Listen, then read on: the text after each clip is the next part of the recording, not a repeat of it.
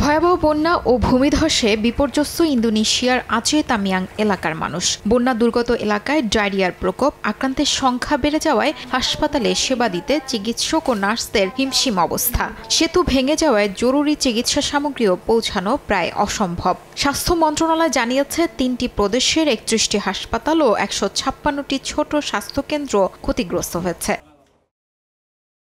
গ্রিসেও ভয়াবহ বন্যা আর ভারী বৃষ্টিতে এনিপিয়াস নদীর পানি উপচে প্লাবিত আনুখড়ি গ্রাম। ডুবে আছে ঘরবাড়ি, সড়ক ও গাড়ি। ভেঙে পড়েছে যোগাযোগ ব্যবস্থা। বাসিন্দাদের উঁচু স্থানে সরে যেতে জরুরি বার্তা দিয়েছে স্থানীয় প্রশাসন। গত কয়েক বছর ধরে এই এলাকায় বারবার বন্যায় ডুবলেও ভেঙে যাওয়া সেতুসহ নদীর কোনো অবকাঠামোই মেরামত করা হয়নি বলে অভিযোগ ভুক্তভোগীদের।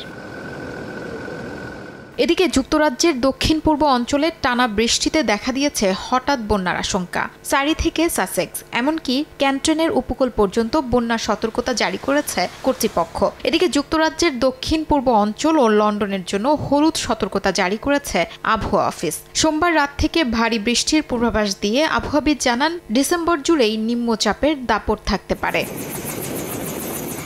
শ্রীলঙ্কায় ঘূর্ণিঝড় দিতর তাণ্ডবের পর উদ্ধার ও পুনর্গঠনের কাজ চলছে। বদুল্লায় ভূমিধসে বিচ্ছিন্ন একটি গ্রামে শনিবার বিমান বাহিনীর হেলিকপ্টার জরুরি ত্রাণ সামগ্রী পৌঁছে দেয়। শিউলি রোজা, সময় সংবাদ।